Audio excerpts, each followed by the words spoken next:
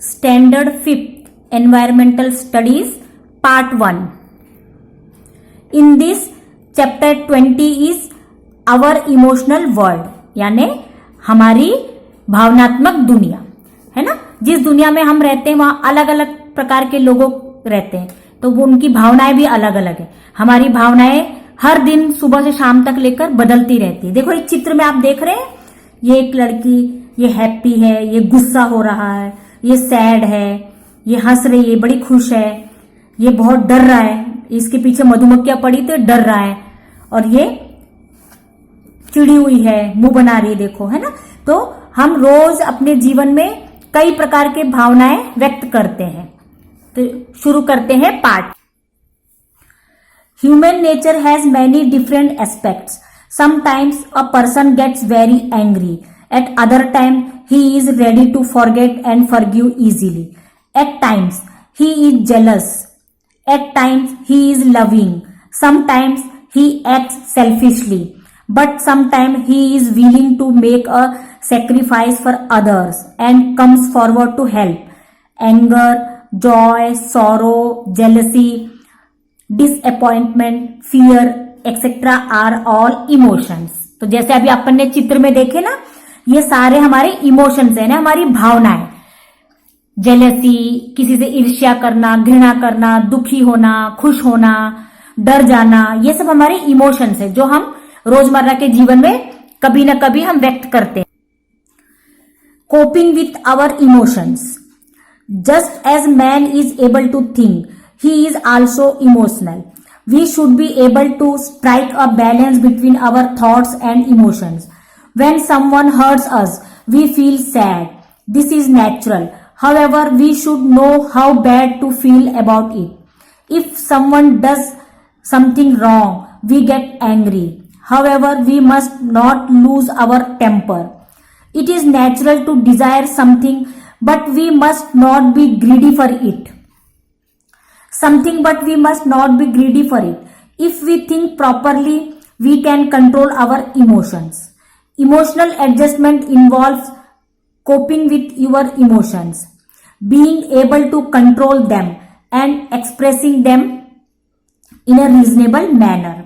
तो कह रहा है, जैसे हम एक इंसान के नाते सोचे, है ना, हम इंसान है तो हमारे में सोच भी है और इमोशनल्स भी है, भावनाएं भी है हमारे अंदर।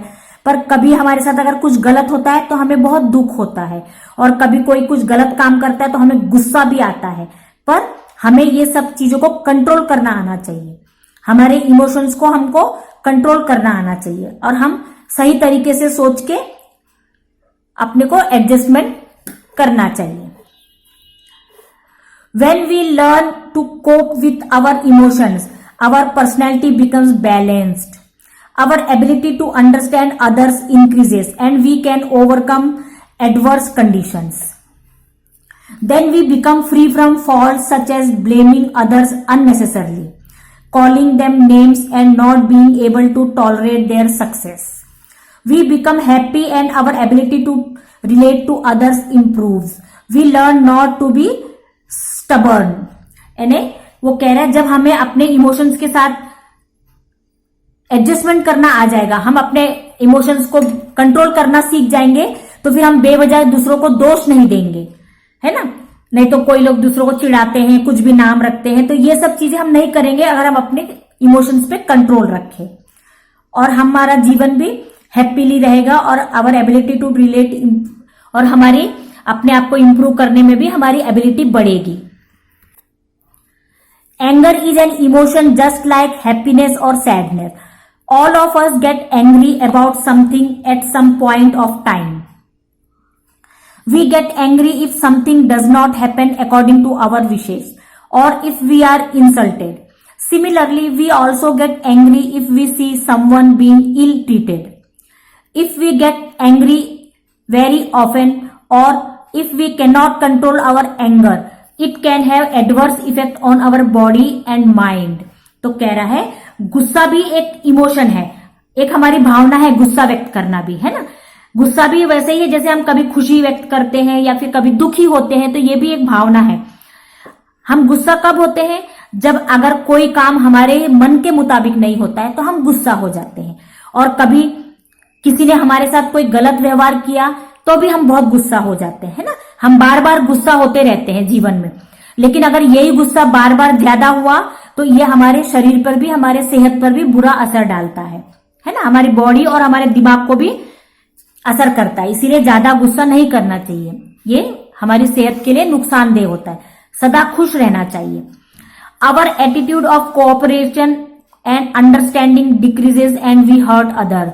We face consequences such as headaches, loss of sleep and dullness.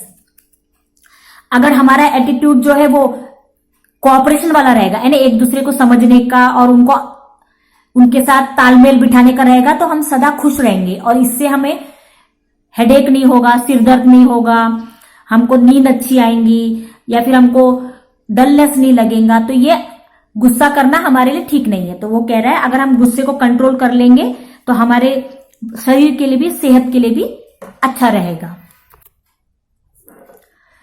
Awareness of our own flaws. Children are often hear to say my handwriting is beautiful, I am good at maths, I like science और I like poetry. This means that peoples likes and dislikes and capabilities can be different. Just as we gradually understand what we can do, we must also understand that what we are not able to do.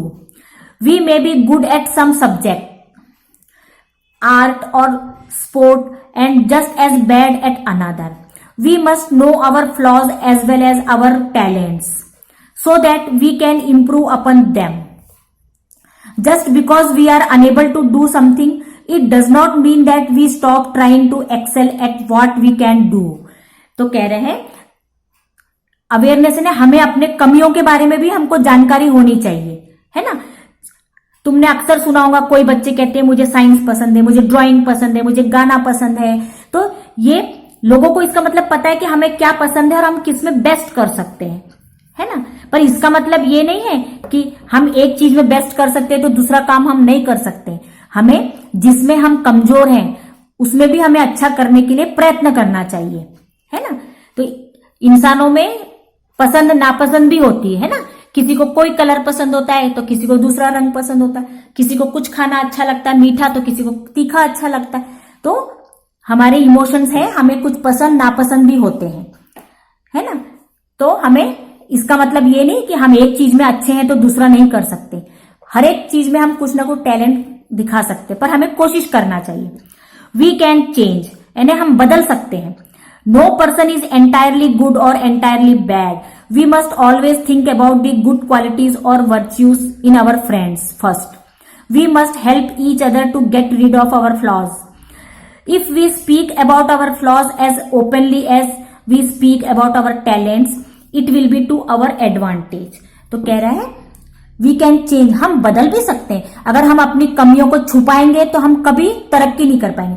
तो हम अपने दोस्तों से अपनी कमियों का discussion करना चाहिए, हो सकता है हमें उससे निकलने का मौका मिले, अच्छा हम उससे उभर कर और अच्छा कर सकें। तो इसीलिए अपनी कमियों को छुपाना नहीं चाहिए। जैसे हम अपने टैलेंट को बढ़ा चढ़ाकर बताते हैं ना, अगर किसी में हमने अच्छा किया तो खुशी खुशी सबको बताते हैं, तो वैसे ही अपनी कमी को भी अपने दोस्तों में वगैरह डिस्कस करना चाहिए। इससे हमारे इसमें इंप्रूवमेंट होता है, हम और अच्छा परफॉर्म कर सकते हैं। Once we know the flaws in our nature, we must try to correct them ourselves, है ना। अगर हमें अपनी कमियों के बारे में पता चल गया तो हम उसे सही करने का, सुधारने का सोच सकते हैं ना। दोस्तों से अगर डिस्कस करेंगे तो हम उसे सुधार भी सकते हैं। Neha talks the most in her group. Her friends began to avoid her since they never got a chance to speak. Neha realise this, then she began to watch out how much she spoke. She told her friends herself, stop me if I talk too much. Gradually, Neha began to listen to others and brought about a change in her own behavior. तो नेहा को बहुत बोलने की आदत थी। वो जब बोलती थी तो सब लोग उसको सुनते ही रहते थे और फिर उससे दूर हो जाते थे।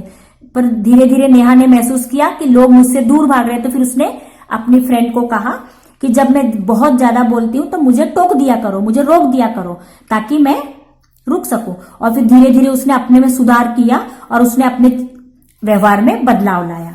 है ना, अपन बदल सकते हैं अपने व्यवहार को चेंज करके। Aspects of our nature that bother us and others can be changed, however we ourselves must try hard to change them, otherwise these aspects may take the shape of flaws in our personality.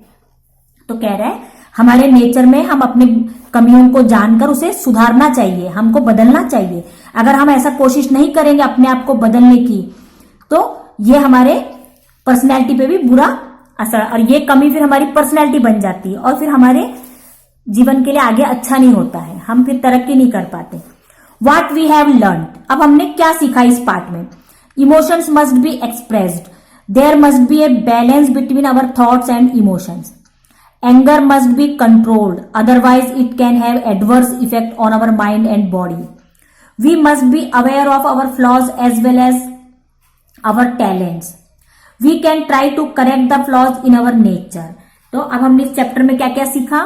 Emotions भी एक भावना भी एक express करने का जरिया है ना, हम उसे व्यक्त करते हैं, अपनी भावना को हम चेहरे बना के व्यक्त करते हैं। गुस्सा है तो हमारा चेहरा अलग दिखता है, खुश हैं तो हमारा चेहरा अलग दिखता है, हम हंसते हैं, और अगर हम दुखी हैं तो हमारा चेहरा हमारी भावना व्यक्त करता है, तो हम उसे व्यक्त करते हैं। और हमें हमारे अंदर बैलेंस रखना चाहिए, हमारी सोच में और इमोशंस में। भावना अलग चीज है, हमारी सोच अलग चीज है, दोनों में हमको बैलेंस बना के रखना चाहिए। और गुस्से को जो है वो कंट्रोल करना आना चाहिए। अगर गुस्से को हमने कंट्रोल नहीं किया तो ये हमारी बॉडी और हमारे दिमाग पर बुरा असर डालते हैं। और हमें अपनी कमियों के बारे में जानकारी होनी चाहिए ताकि हम उसको जानकर उसको सुधार सके, है ना, हमारी कमियों को हम सुधार के अपना स्वभाव अच्छा बना सके। तो ये हो गया पार्ट का डिस्क्रिप्शन। अब इसके लिंक पर आप क्लिक करोगे तो आपको इसके प्रश्न उत्तर और एक्सरसाइज मिलेंगे।